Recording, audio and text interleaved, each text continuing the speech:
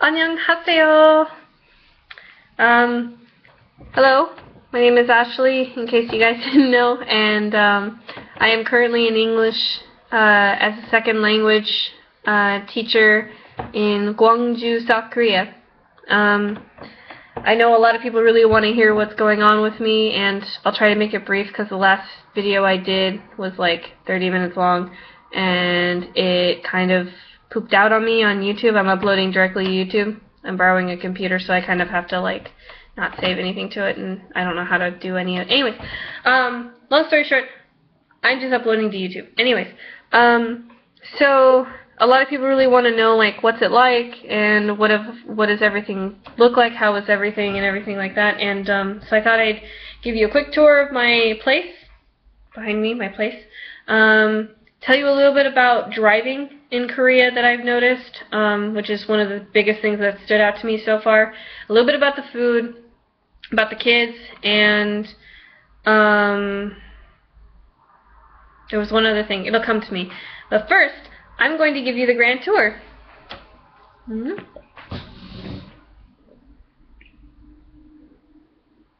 German beer. Very good. So, we're going to unplug. Okay. So,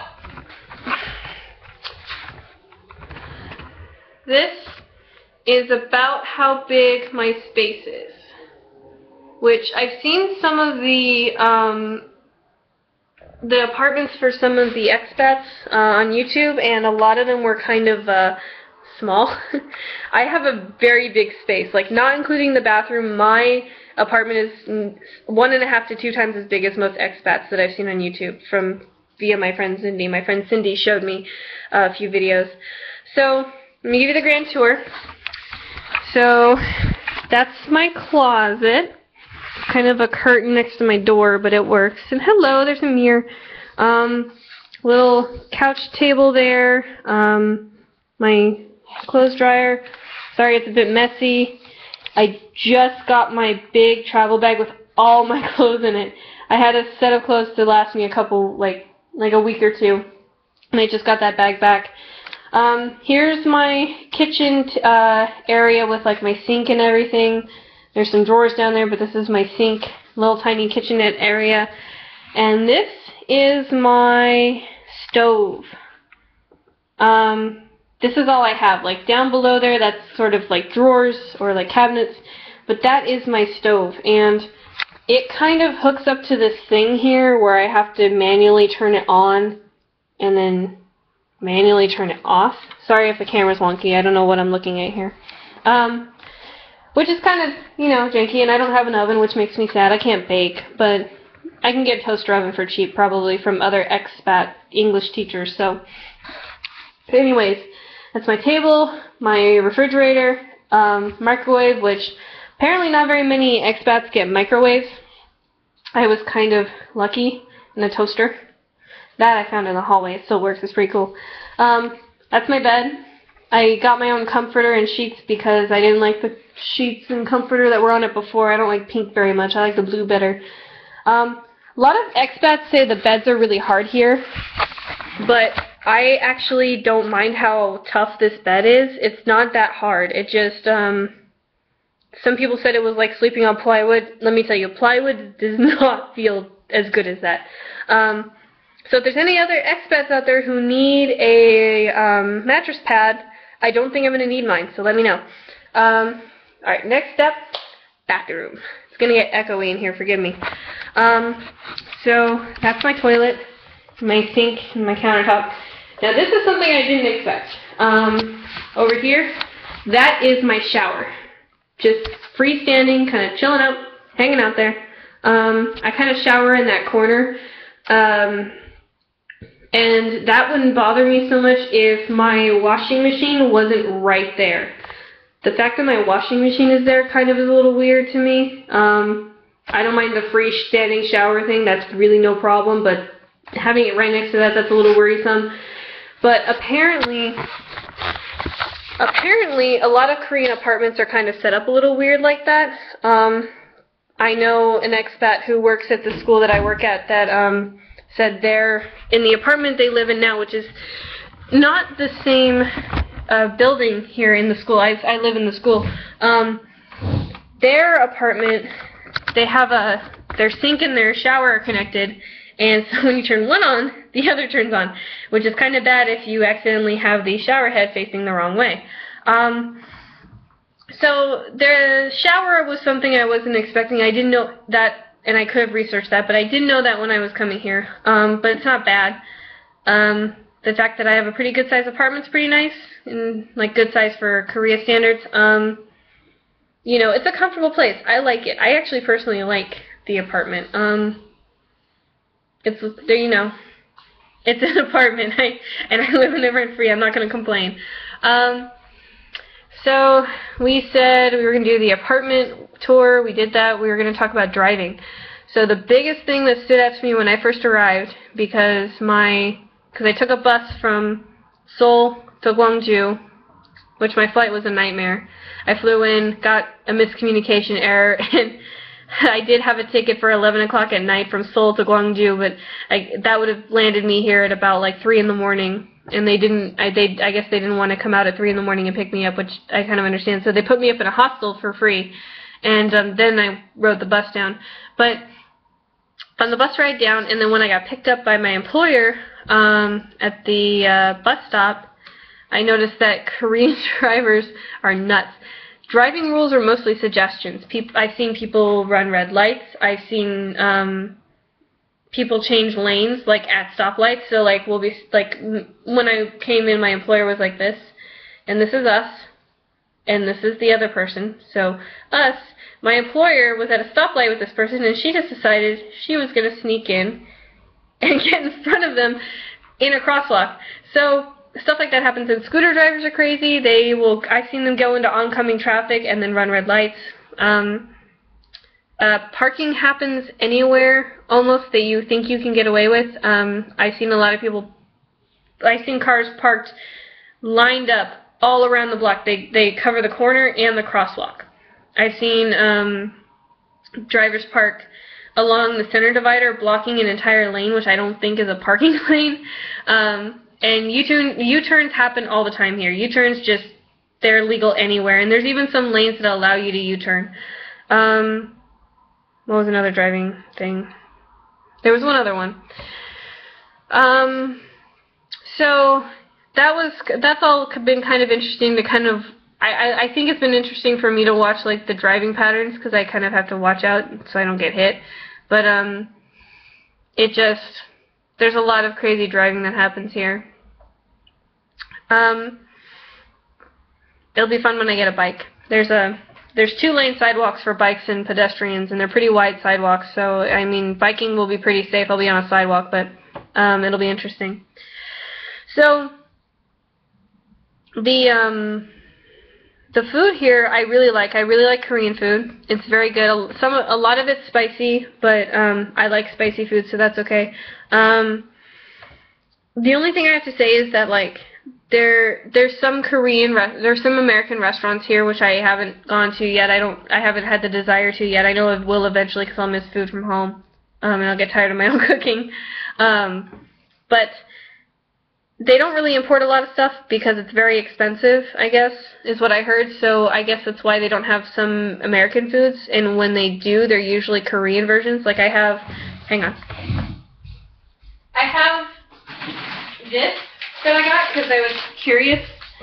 I was curious about how these would taste, but they're like Korean Cheetos. And so, you know, I pick them up and I'm like, yeah, cool. These will be cheesy and salty. It'll be like from home, Cheetos. I know Cheetos. I know that brand. I take them home and they smell so sweet. And they're sweet. Like, they're not even cheesy really. They're just really sweet. Like almost cinnamony. It's kind of weird. And apparently that happens a lot with a lot of American food. Like, I got told by an expat to be careful when buying bread because there's a lot of bread foods that, well, the Korean don't really, like there's not much of a difference between bread and cake to them. It's all pung. So they make bread products with a lot of sugar. And so a lot of things end up tasting really sweet. And so, like, there's stuff like that, and then like I've had some cheeses that really they get in my fridge really quick here. The only cheese I found were like these Kraft American Singles types things. You guys are lucky I have my fridge right next to me. I can just reach in to show you all my food. They just have Kraft American Singles mostly in the store. They have some shredded cheeses that are not bad apparently that I haven't tried, but they have Kraft American Singles. And their butter, you know, their butter's just kind of bland, and I know part of it is that they don't add a lot of salt to everything or preservatives, which I shouldn't be complaining about, and I'm not. I'm just saying it tastes different. Like they have this is good, but it's not very, you know, it doesn't have that salt tang to it that most stuff has. You know, it's not all bad things. It's just, you know, I have to get better at my Korean so I know how to find the garlic and all the different foods I like, or the different spices I like to make my foods with. And that leaves us with moving on with the kids. So there's a lot of really sweet kids at this school, and there's something really interesting about like the way they structure things. Like when you, like for instance, when you're born in Korea, you're not starting your age at birth. So on my birthday, I was born November 24th. I didn't start my aging at the 24th of November when I was born. By that point, in terms of Korea, I was already a year old. So I was a year old, and then sometimes you can, and then you either gain another year. I think you gain another year at the Chinese New Year. So I was born November 24th, and then I gained a year at the Chinese New Year. So I was technically 2 by the time 1991 came around. So a lot of the times when they tell you a child is 7, it's usually 5 or 6. And then, yeah, so technically, even though I'm 23 in Korea, I'm like 24, 25. So I should tell people I'm 24 or 25 in Korea. So they don't think I'm a baby. And so it's interesting. We have 3 different programs at this school. We take care of 3 different age levels. I'm going to go with American years. In American years, the first program takes care of ages like 3 or 4-ish, sometimes 5. The second program takes care of kids around 5 or 6, and then the third program takes care of kids around 6 or 7. And each one goes for a certain number of years. Program 1 is 3 years. Program 2 is 2 years. And Program 3 is 1 year. It goes backwards. Because it's all in preparation for elementary school, so the older they get, the less time they get in the school. Hagwons, in case anybody doesn't know, are after-school programs, basically, so they're not required for, like, grading. It's just kind of like a preschool thing that's not really required of students. It's like going to piano lessons. And their parents pay for them to come there, so if they can only pay for a year or 2, the children sometimes come late in the program. So some children have a better advantage over others in terms of how much they know before they enter elementary school, so that kind of makes it a class system. But I'm going to be teaching, so far I know I'm going to be teaching a group of students who are either 6 years coming into the 2-year program or 7 years coming into the 1-year program. And I'm also going to, be teaching a group of 5-year-olds for the 3-year program. I'm really excited because they all seem like really sweet kids, and I know from doing daycare and from like interacting with kids that kids are really nervous when they first meet a teacher. So when I did my first class with the older kids, the 6 or 7-year-olds, they were really quiet unless my Korean co-teacher went up there and started doing stuff, because she would kind of speak to them in Korean a little bit. So when I came in and I would start talking to them, they would just kind of stare at me like they didn't know what to do. But that's what kids do here when you're a foreigner. So outside the school, I'll be walking around and like kids will look at me funny. They'll get scared of me. I saw a little boy who like was running and then he spotted me, and I've got my light hair and it's really long, and then I've got my ears, my gauged ears, and my nose piercing, and so he just kind of stared at me, and he was just like, and he just kind of like, because he wasn't close to me at all, like, we were pretty far apart, but he just tried to go around me even more than he already was. because he didn't know what to do. And like even at the school, it sometimes happens. I had a little boy who spotted me, and he tried to get his brother and his father's attention to try to tell them to look at me. He was pointing at me, and he's like, ah, ah, ah, ah, ah. So it was just kind of interesting. Having that reaction is kind of it's kind of sweet. Like, I'm not upset about it because I am different. But yeah, it's just kind of interesting. It's weird coming here because I wasn't unsympathetic to foreigners in America who were coming to a place where they didn't hardly know the language, and they were trying to assimilate and also interact with people, and trying to talk with people, and sometimes failing at it. Like, I never didn't have sympathy for those people, but I think my respect for my respect, understanding, and sympathy towards them goes to a whole new level having come here, because I don't know the language as much as I could have, as much as I wish I knew. So I go out and I go to all these different places, and nobody understands me, nobody knows anything, and it takes lots of pantomiming to really get across what I want to do. And I passed by a lady with a friend of mine on the way from the market, and or my fellow expat. We're friends, I guess. I consider her a friend. I don't know.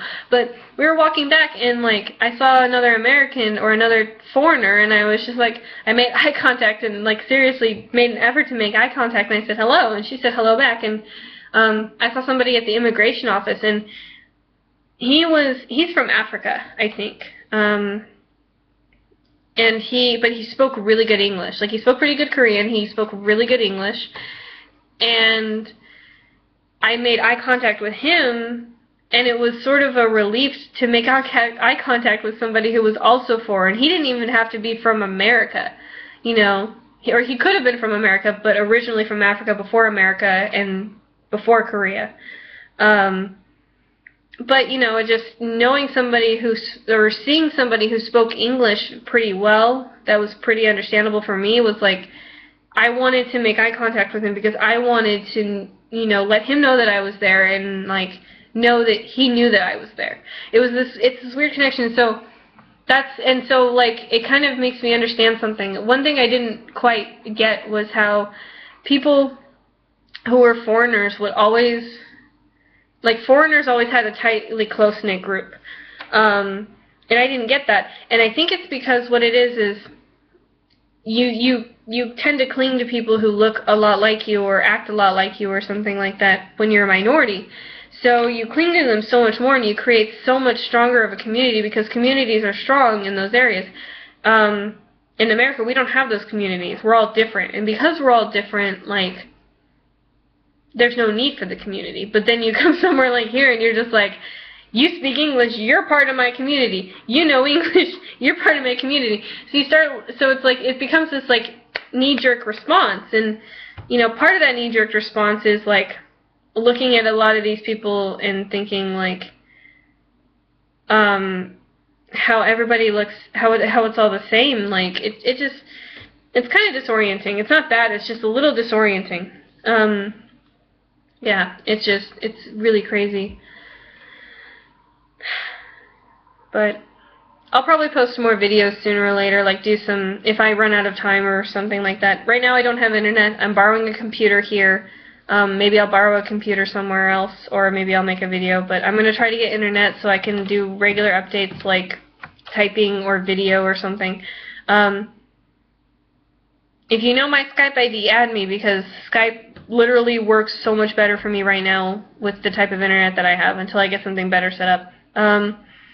And yeah, I'm going to take pictures tomorrow. I'm going to go to downtown Gwangju-Si with my employer, and we're going to go hang out for the day, and I'm going to go check out downtown Gwangju. I'm going to take lots of pictures. So yeah, I will keep in touch, and everyone keep in touch with me. I'll be mailing letters to everybody whose address I have, so keep an eye on your mail. Annyong-Hi Gehseyo. 사랑하세요.